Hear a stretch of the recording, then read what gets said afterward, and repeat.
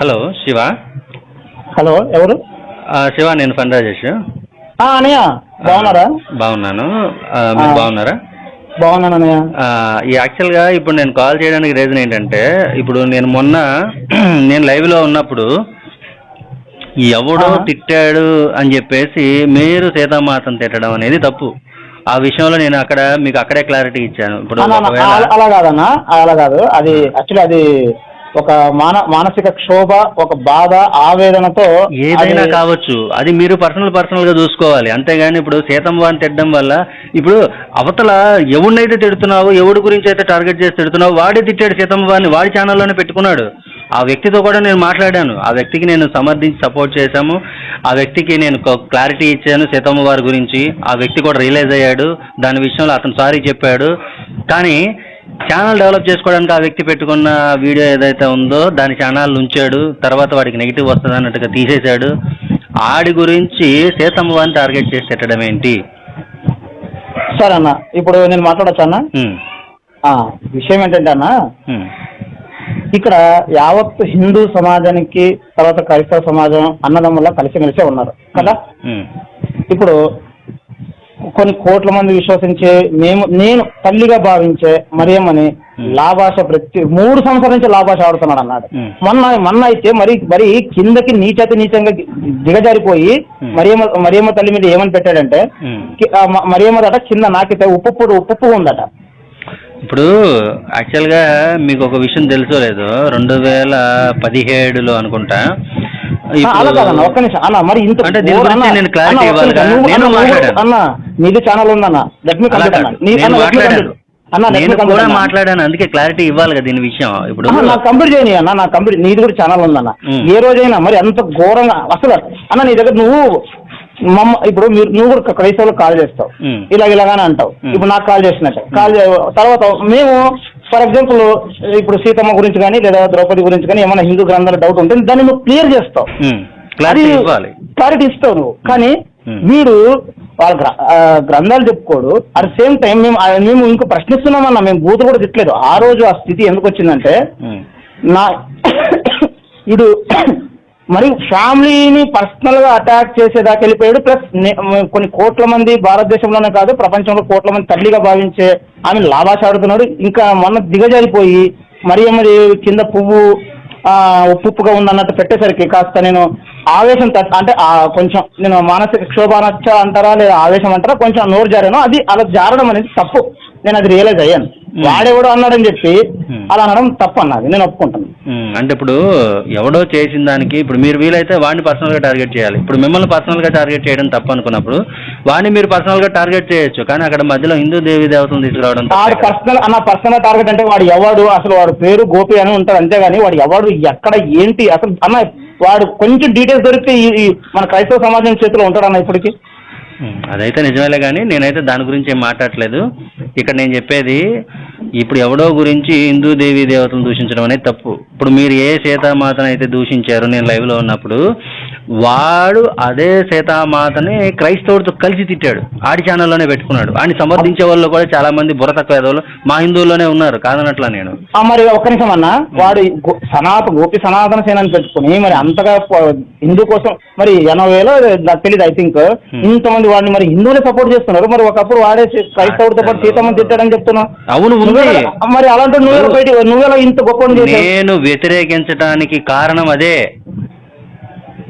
నేను వాడిని వ్యతిరేకించడానికి కారణం అదే. ఇప్పుడు నువ్వు హిందువుగా చెప్పుకొని హిందువుల తరపున పోరాడుతున్నానని చెప్పేసి సీతమ్మ వారిని ఒక క్రైస్తవుడితో కలిసి దూషించడం, ఇంకోటి ఆ క్రైస్తవుడికి ఫోన్ చేసి క్లారిటీ ఇచ్చినప్పుడు ఆ క్రైస్తవుడు వాడు వెనక్కి తీసుకున్నాడు, సారీ కూడా చెప్పాడు, అదంతటితో క్లియర్. కానీ తిట్టిన వాడు ఎవడైతే ఉన్నాడో వాడికి సపోర్ట్ చేసిన హిందువులు ఎవరైతే ఉన్నారో వాళ్ళకి తలకాయలు లేవు, దానికి మనం ఏం చేస్తాము. కానీ వాడి గురించి ఇక్కడ సీతమ్మ వారిని తిట్టడం అనేది తప్పు. అవసరమైతే దాన్ని పర్సనల్గా ఏమేం చేసుకోండి, మీరు మాకు అనవసరం. అన్న బాగా గుర్తుపెట్టుకున్నా. ఒకప్పుడు ఒక 2 years 2.5 years బ్యాక్ నేను కూడా నీ ఛానల్ సబ్స్క్రైబర్ అన్న. కానీ నిన్ను ఇన్స్పిరేషన్ గా తీసుకుని గోపి ఎలాగా నీ ఛానల్ సబ్స్క్రైబర్ అయ్యి నీకు దగ్గర అయ్యాడు, మేము అలా దగ్గర అవ్వలేదు. కానీ మేము కూడా సబ్స్క్రైబర్స్ కొన్ని సంవత్సరాల కింద. యాక్చువల్ గా అలాంటి వ్యక్తుల్ని నేను ఒక 100 మందినైనా మళ్ళీ తయారు చేయగలను. ఏది కేవలం సబ్జెక్ట్ గురించి మాత్రమే మాట్లాడే వాళ్ళ గురించి.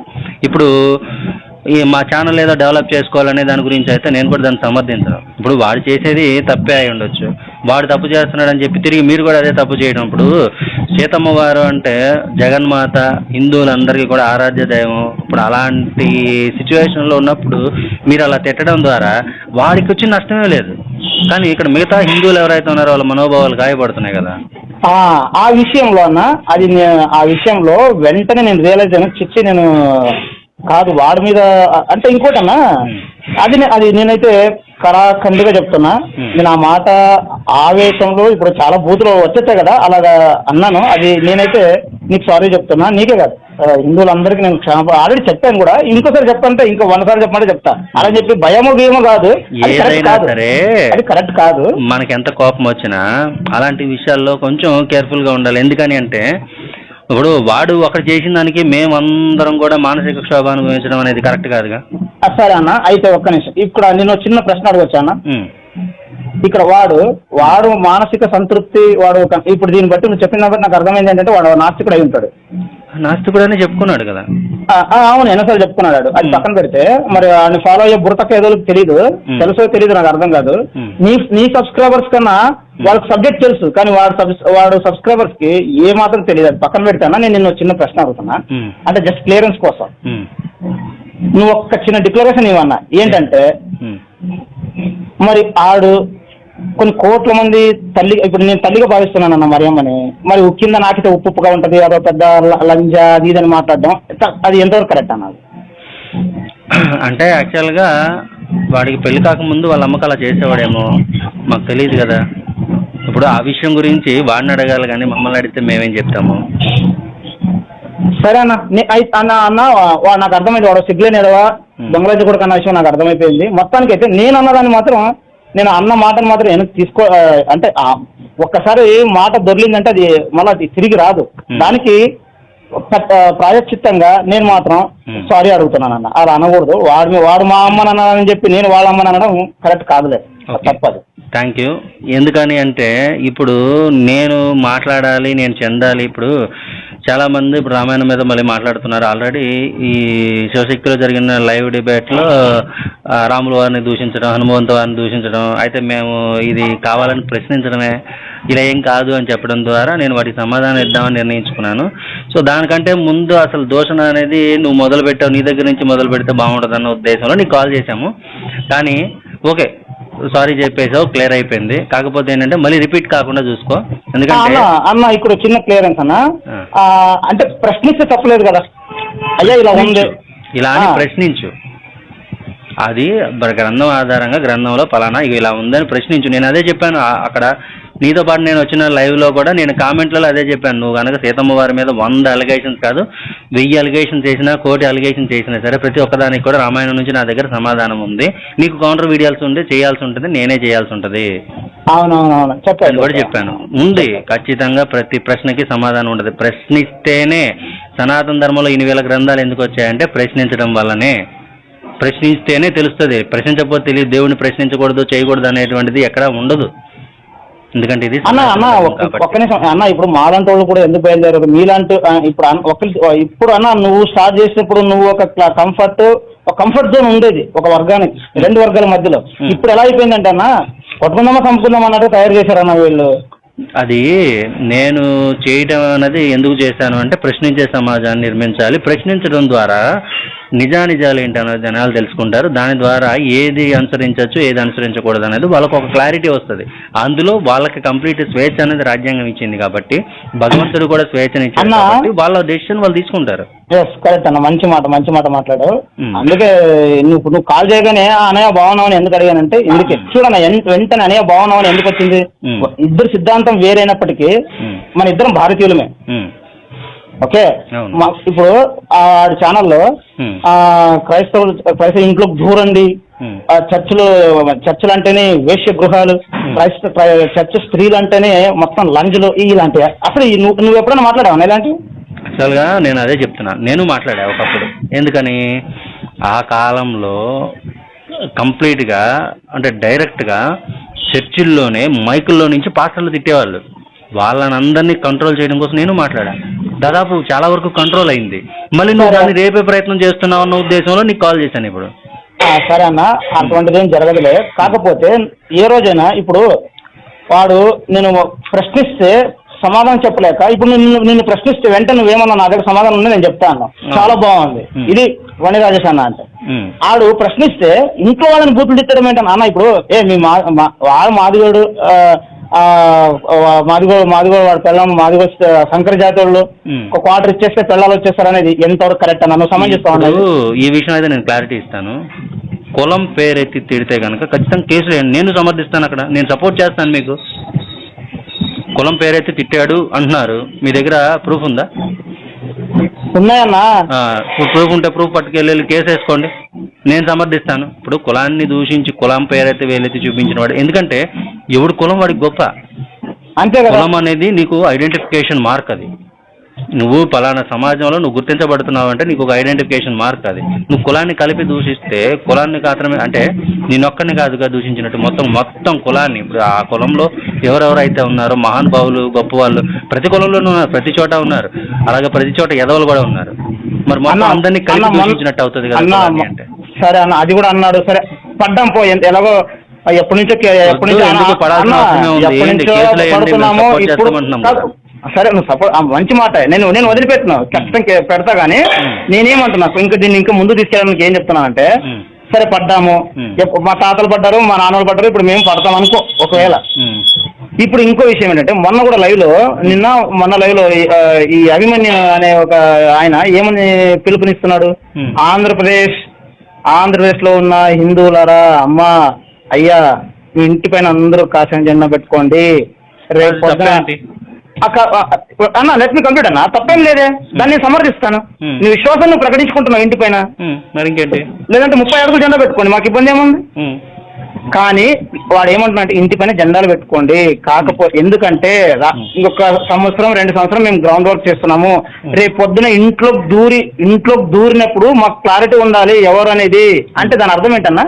చంపుతారా? ఇంట్లోకి దూరి నరుకుతారా? ఇప్పుడు దానికి సంబంధించి ఇన్ఫర్మేషన్ మీ దగ్గర ఏమైనా ఉందా? లైవ్ లోనే చెప్పుకున్నారు కదన్నా, అంత పెద్ద కాదన్నా. మొన్న ఇప్పుడు నేను క్రైస్తవ అయినప్పటికీ నేను జనసేన అన్న, పార్టీ పరంగా చెప్పాలంటే.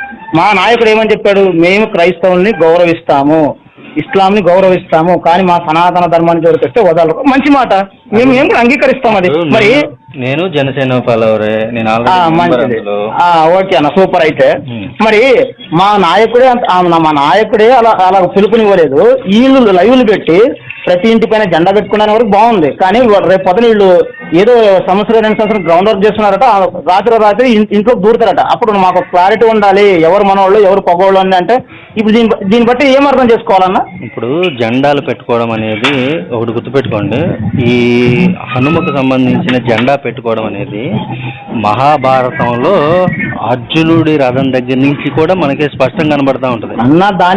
దానికి తప్పనట్లేదన్నా, 30 అడుగులు జెండా పెట్టుకున్నా మాకు ఇబ్బంది లేదన్నా. వాళ్ళ విశ్వాసాన్ని వాళ్ళు పెట్టుకున్నారు, దానికి మాకు ఇబ్బంది లేదు. కానీ మాకు రేపు పొద్దున ఇంట్లోకి దూరినప్పుడు మాకు క్లారిటీ ఉండాలి ఎవరు మనోళ్ళు ఎవరు పగోళ్ళు. అంటే దాని అర్థం ఏంటి అంటున్నా నేను అదే చెప్తున్నా, అది మాట్లాడిన వ్యక్తిని అడగాలి. ఇప్పుడు కొన్ని వ్యక్తులు చేసిన వాటిని ఇప్పుడు ఇంతకు ముందు కొంతమంది వ్యక్తులు ఒక వర్గం వాళ్ళు చేసినటువంటి కొన్ని దాష్టికాలను తీసుకొచ్చి మొత్తం హిందూ సమాజం మీదకి రుద్దుతున్నారు. ఇప్పుడు అదే పరిస్థితి మళ్ళీ చేస్తున్నారు.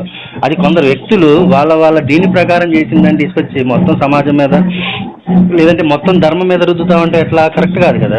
కరెక్ట్ కాదు. అలాంటప్పుడు అది మాట్లాడిన వ్యక్తి ఇప్పుడు అతను ఏ ఉద్దేశంతో మాట్లాడాడు ఏంటి అనే డీటెయిల్స్ అనేవి కూడా అతను అడగాలి. అది మొత్తం సమాజం మీద రుద్దుతామంటే కరెక్ట్ కాదు కదా, రుద్దొద్దు అంటున్నాను అన్న. ఇలాంటి ఇప్పుడు నువ్వు చేసి అన్న, నేనైతే నేను డైరెక్ట్ ఒక మాట అంటాను, ఏమనుకోవాలి. చాలా సార్లు నేను మనసులో అనుకున్నాను, ఈ రోజు నువ్వు ఎలా కాల్ చేశావు కాబట్టి నేనే ఇప్పుడు ఓపెన్ అయిపోతున్నాను. పోయి ఒక పెద్ద ఎదవని తయారు చేసి పెట్టావు కదన్నా. నేను చెప్పాను, ఇంతకు ముందే క్లారిటీ ఇచ్చాను, మళ్ళీ ఒక క్లారిటీ ఇస్తున్నాను. ఆ క్లారిటీ ప్రకారం ఇప్పుడు నేను నువ్వన్నా సబ్జెక్ట్ అన్న ఇలా ఉందన్న ఇలా నువ్వు ప్రశ్నించడం నేర్పిస్తే ఇప్పుడు ఒకప్పుడు నేను కూడా మీ బ్యాచే. నేను ప్రశ్నించేవాడిని ఒకప్పుడు నేను కట్టర్ హిందూగా ఉన్నప్పుడు నేను వాళ్ళు ప్రశ్నించేవాడిని. నేను ఇన్స్పిరేషన్ గా తీసుకుని అయ్యా ఇలా ఉంది బైబిల్ అంటే వాళ్ళు చెప్పేవాళ్ళు. వాళ్ళు కనుక పొరపాటున హిందూ గ్రంథాలను అడిగేస్తే నేను ఎప్పుడు గ్రంథాలు చదవలే, నీ లైవ్ చూసే వాళ్ళకి నువ్వు ఇప్పుడు ముక్కోటి దేవతలు అంటే ఏంటంటే ఫస్ట్ టైం నువ్వే అసలు ఆంధ్రప్రదేశ్ లో లైవ్ ద్వారా క్లియరెన్స్ ఇచ్చింది. అది నేను వాళ్ళకి చెప్పేవాడిని. ఇలా ఉండేది సంభాషణ. నువ్వు ఒకరిని తయారు చేసి పెట్టావు, వాడు మొత్తం ఇప్పుడు బూత్ సమాజాన్ని తయారు చేసి పెట్టాడు. ఇప్పుడు అదే కదా నేను చెప్తా. ఇప్పుడు నేను అనుకున్నది ప్రశ్నించే సమాజాన్ని నిర్మించాలి, తద్వారా క్లారిఫికేషన్ రావాలి. దాని ద్వారా ఎవరు ఏది ఎంచుకోవాలి, ఏది నిర్ణయించుకోవాలన్నది వాళ్ళ డిసిషన్, వాళ్ళ స్వేచ్ఛ. అది భగవంతుడు ఇచ్చిన స్వేచ్ఛ, రాజ్యాంగం ఇచ్చిన స్వేచ్ఛ కూడా. ఆ స్వేచ్ఛని ఎవరు హరించడానికి లేదు. కాబట్టి వాళ్ళకు క్లారిటీ ఇవ్వాలన్న ఉద్దేశంతో నేను ప్రశ్నించే సమాజం తయారు చేయాలనుకున్నాను. ఇప్పుడు ఆ అవతల ఆడు ఎవడైతే ఉన్నాడో వాడు స్వయంగా ఎదగటం కోసమో లేదంటే వాడు హైలైట్ చేసుకోవడం కోసమో కేవలం వాడు ఒక్కడిని బేస్ చేసుకుని మొత్తం అందరిని అనడానికి లేదు. ఇంకా అవసరమైతే నేను అలాంటి వాళ్ళని ఇంకా 100 మందిని తయారు చేస్తా. ఇది ప్రశ్నించే సమాజాన్ని నిర్మించడం కోసం, సమాధానం చెప్పడం కోసం. అది పురాణాల మీద, వేదాల మీద, ఇతిహాసాల మీద, దేని మీద అయినా సరే ప్రశ్నించిన వాళ్ళకి సమాధానం చెప్పే వాళ్ళ గురించి అని నేను తయారు చేస్తాను. అందుకని ఇప్పుడు ఒకడిని బేస్ చేసుకొని నన్ను అంటే అది కూడా కరెక్ట్ కాదు కదా. అంతేనే కదా. అంతే అన్న. సరేనా, అయితే నాకు ప్రశ్నలు ఉన్నాయి. మనం వీడైతే నా ఛానల్లోనైనా సరే మీ ఛానల్లోనైనా మనం ప్రేమపూర్వకంగా మాట్లాడుకుందాం. మీ ఇష్టం. మీరు పెట్టినా సరే, నన్ను పెట్టమన్నా సరే, మీరు కనుక వాటికి క్వశ్చన్ అడుగుతాము, మేము సమాధానం కావాలి అంటే కనుక ఖచ్చితంగా చెప్పడానికి సిద్ధంగా ఉన్నాం. అయితే ఇంకొక క్లారిటీ ఏంటంటే, ప్రశ్న మాత్రమే ప్రశ్నిస్తాము, సమాధానాలు వినము అంటే కనుక అనవసరం. ఇది ఉదాహరణకి మన అతను ఎవరో బొబ్బిలి సత్యం ఉన్నాడు చూసారా.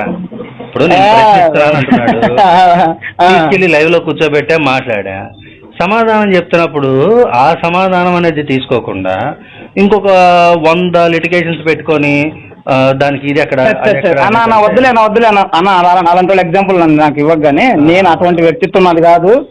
ప్రశ్న చిన్నగా ఉంటది, సమాధానం అందులోనూ హిందూ గ్రంథాల నుంచి అయితే పెద్దగా ఉంటది. ఇంతకుముందు ఒక మంచి మాట మాట్లాడాను.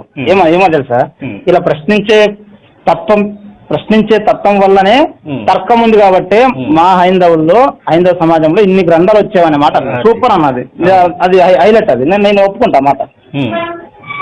అలాంటప్పుడు ప్రశ్నించొద్దని ఎవరు చెప్పరు. ప్రశ్నించండి, కాకపోతే ఏంటంటే సమాధానం తెలుసుకోవడం అన్నట్టు ప్రశ్నించండి. అయితే నేనైతే ఆ విషయంలో మీరు లైవ్లు పెడతానన్నా సరే, లేదు నన్ను లైవ్ పెట్టమన్నా సరే, ఎట్లయినా సరే, ఎక్కడికైనా సరే వచ్చి మాట్లాడడానికి, క్లారిఫికేషన్ ఇవ్వడానికి, సమాధానం చెప్పడానికి రెడీగా ఉన్నాం. ఏది అన్న ఇందులో ఇంకో చిన్న క్లారిటీ. మీకు కూడా మా బైబిల్లో ప్రశ్నిస్తానంటే నేను ఒక పాస్టర్ని తెచ్చుకుంటా.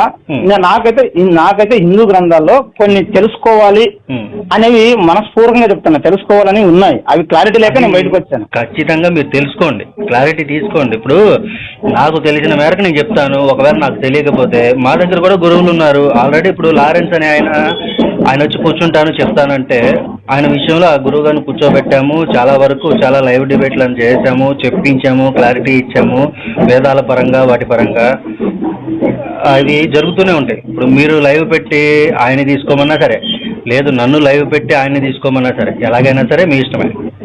సరే అన్న, 2 ఛానల్ ఒకేసారి వచ్చేలా చూసుకుందాం. వీలైతే నేను ఒక పార్సన్ తీసుకొస్తాను చెప్పాను కదా, ఆయన కూడా ఛానల్ ఉంది. ఆయన ఛానల్లో కూడా 3 ఛానల్ ఒకేసారి లైవ్ వచ్చేలా చూసుకుందాం. సరే. మొత్తానికి ప్రస్తుతానికి ఇప్పుడు నేను చూసాను కొన్ని ఇంటర్వ్యూస్ అవి నేను కొంచెం తిరుగుతున్నా, సాక్ష్యానికి అని దానికని. సరే, ఏదైనా కావచ్చు, అది కంప్లీట్లీ మీ పర్సనల్. కాకపోతే ఏంటంటే సనాతన ధర్మం నుంచి పక్కకి వెళ్ళినందుకైతే నేను కొంచెం బాధగానే ఫీల్ అవుతున్నాను మీ విషయం పట్ల. కానీ మీకు ఒకవేళ తెలియక వెళ్ళారా, తెలుసుకొని వెళ్ళారా అన్నది మీరు ఒక క్లారిటీ ఇవ్వాల్సి ఉంటుంది సమాజానికి. రెండో విషయం ఒక్క నిమిషం, ఇక్కడే నేను క్లారిటీ ఇవ్వడానికి షార్ట్ కట్ లో గన్ షాట్ లో అయితే మనము లైవ్ లో ప్రొసీడ్ అవుదాం. ఎందుకంటే నేను మాట్లాడింది మాత్రం కుల వివక్ష అనేది ఎక్కడా లేదు. కొంతమంది వెధవలు ఇప్పుడు మిమ్మల్ని ఎవడైతే కులం పేరెత్తి దూషించిన వాడు ఉన్నాడో వాడి వర్గం మొత్తాన్ని వేలెత్తి చూపించడం కరెక్ట్ కాదుగా. వాడిని మాత్రమే వేలెత్తి చూపించాలి. అది వాడి తప్పది, వాడి నోటి దోల, వాడి నాలుక దురద. అవసరమైతే ఆ నాలుకను కోసేయాలి. ఇప్పుడు మన కులం మన బలం. ఇప్పుడు మీ కులము మీకు గొప్పది, మా కులం మాకు గొప్పది. ఇప్పుడు ఎవరి కులం వాడి పోనీ అన్న కుల వివక్ష నాపైన తెలియక పర్లేదు, కానీ ఆ సంబంధమే లేని మా ఇంట్లో వాళ్ళని కూడా తీసుకొచ్చి అమ్మ శంకర జాతి మాధవులు మాదిగోలు అంటే 200-300 వచ్చేస్తారంటే అక్కడ పోయింది నాకు. నేను చెప్తున్నాను అన్న ఒక్క నిమిషం, దేశాన్ని ధర్మాన్ని కాపాడుకుంటామని అనేవాళ్లే ఇంత కుల వివక్ష చూపిస్తే అన్న ఒకప్పుడు నేను అలా చెప్పొద్దు అసలు. అలా మాట్లాడే వాళ్ళలో మీరు ఇప్పుడు పెద్ద గురువులు ఉన్నారు, కొంతమంది ఉన్నారు. ఇప్పుడు అంతెందుకు, ఇప్పుడు మన కరుణాకర్ గారు ఉన్నారు, ఇప్పుడు రెడ్డి అంటున్నారు, మాకు నచ్చలేదండి అని చెప్పారు, ఆయన మానేశారు ఆ విషయం. కానీ అక్కడ విపి రెడ్డి అంటే విపి రెడ్డే, అట్లాగే మాట్లాడాలి, అతని పేరు అది. మీరు అది రెడ్డి అనే వర్గం చూపిస్తున్నారు కాబట్టి మాకు బాధగా ఉంది అని చెప్పినందుకు ఆయన మానుకున్నాడు. అవునవును, అలాంటి వ్యక్తులు ఇప్పుడు ఉన్నారు, గొప్ప వాళ్ళు ఉన్నారు. ఈ సన్నాసులను చూపించి మీరు మొత్తం అందరిని వేలెత్తి చూపిస్తారంటే ఎట్లా కుదురుతుంది? ఇప్పుడు మన కులము మన బలం, మన కులం మన గొప్ప. ఇప్పుడు కులాభిమానం ఉండొచ్చు కాక కుల గజ్జి ఉండకూడదు. కుల గజ్జి గొప్పది కాదు అన్న. సరే అన్న, ఇగో నేను కాస్త బయటికి నాకు కాల్స్ ఉన్నాయి, నేను అక్కడ వెయిట్ చేస్తున్నారు. సరే, ఫెలోషిప్ మీటింగ్ వెళ్తున్నా. సరే, అయితే మీరు సారీ చెప్పినందుకు అయితే సంతోషం. అయితే మళ్ళీ రిపీట్ చేయొద్దు. నేనైతే 1-2 ఛాన్సులకు మించి ఎక్కువైతే ఇవ్వలేను. తర్వాత ఇక నేను కూడా వాడాల్సి వస్తుంది. లేదు, నేను ఆ విషయంలో ఇంకోసారి కూడా మళ్ళీ నేను చెప్తున్నా, వాడెవడో ఇప్పుడు ఇది ఎలా ఉందంటే అన్న, వాడు మరి ఏమన్నా అన్నాడు కాబట్టి నేను అనలేదు కదా, సో నువ్వు సారీ చెప్పంటే ఇది మరి ఎంతవరకు కరెక్ట్ నాకు అర్థం కావట్లేదు. అదే చెప్తున్నా, ఇప్పుడు వాడు అన్నాడు మేము అనలేదు, కానీ మీరు అన్నందువల్ల మా మనోభావాలు గాయపడుతున్నాయి. ఇప్పుడు మనోభావాలు, ఇప్పుడు నేను మిమ్మల్ని అనకపోయినా మీరు మా మనోభావాలని దెబ్బతీసినప్పుడు మీరు సారీ చెప్పడం అన్నది కరెక్టే. అవసరమైతే మీరు వాడిని వెళ్ళండి, వాడిని పర్సనల్గా తిట్టుకోండి, వెళ్ళండి, ఆడి ఇంటికి వెళ్ళండి, ఆయన కొట్టండి, తన్నండి, ఆడి మీద కేసులు పెట్టండి, ఆయన బయటికి లాగండి, రోడ్డు మీద తీసుకురండి, రచ్చ చేయండి, ఏమైనా చేయండి. అన్నా ఇవన్నీ అన్న వాడు అసలు ఎక్కడ ఉంటాడు, వాడు ఎలా ఉంటాడు, అసలు వాడు పిరికి పందినా కూడా అసలు చూపి, లేదంటే ఈ పాటికి ఉండేటోడు కాదన్న వాడు. ఇప్పుడు నన్ను కూడా పిరిగి పంద అది ఇది అని రెచ్చగొడితే